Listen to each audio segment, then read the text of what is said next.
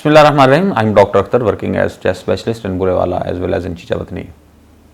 बहुत सारे patients question करते हैं कॉन्स्टिपेशन के बारे में, कब्ज़ के बारे में। अब इसमें दो तीन बड़ी इंपॉर्टेंट बातें हैं, वो आपने याद रखनी है और इंशाल्लाह आपका मसला हल हो जाएगा।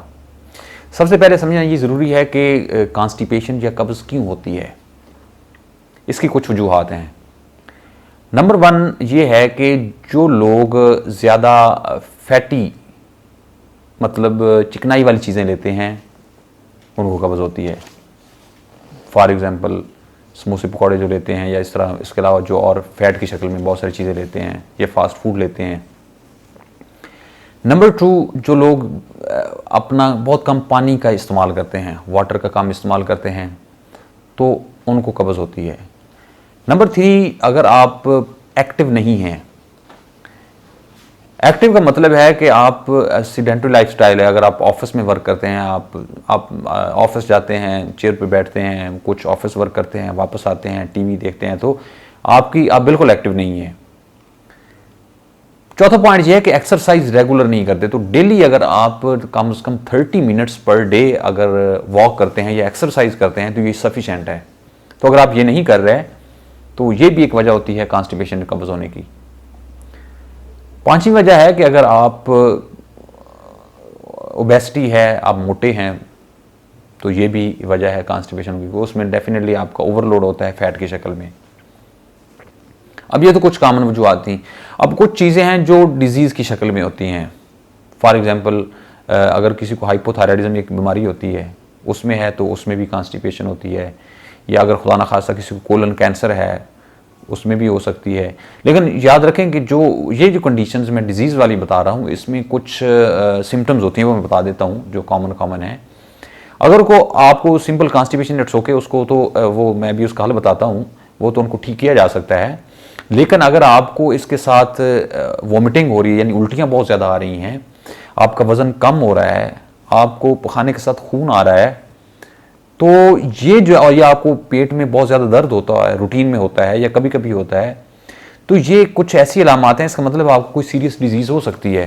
तो आप उसको सिर्फ कब्ज़ या कॉन्स्टिपेशन तक ना रखें, वो अपने जो गैस्ट्रोएंटरोलॉजिस्ट है उसको अपने दिखाएं प्रॉपर डॉक्टर को और उसका इलाज करें, वो तो डिफरेंट चीज़ है।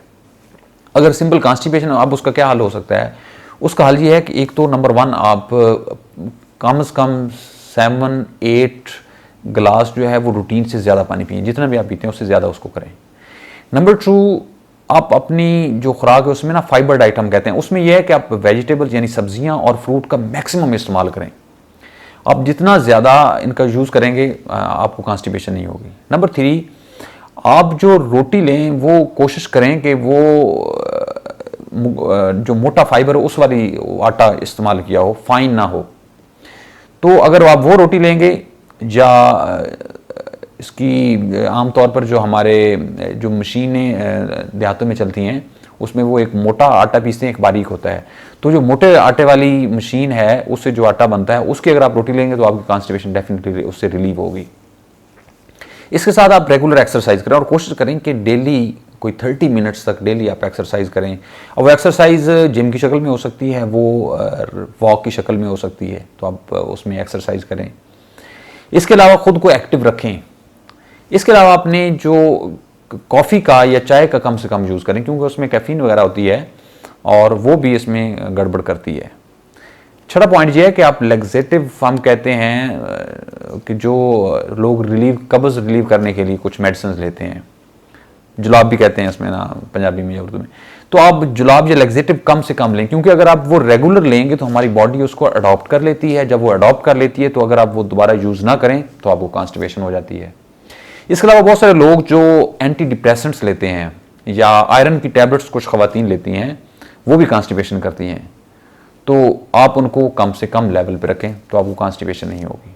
अगर आपको हेल्थ से रिलेटेड कोई और प्रॉब्लम है, आप पूछना चाहते हैं, मोस्ट वेलकम, नीचे कमेंट्स में पूछिए, हम आपको उसका वीडियो की शक्ल में इंशाल्लाह रिप्लाई करेंगे। अल्लाह ताला आपका और आपके कारवानों का हामी नासर हो। अल्लाह हाफिज़।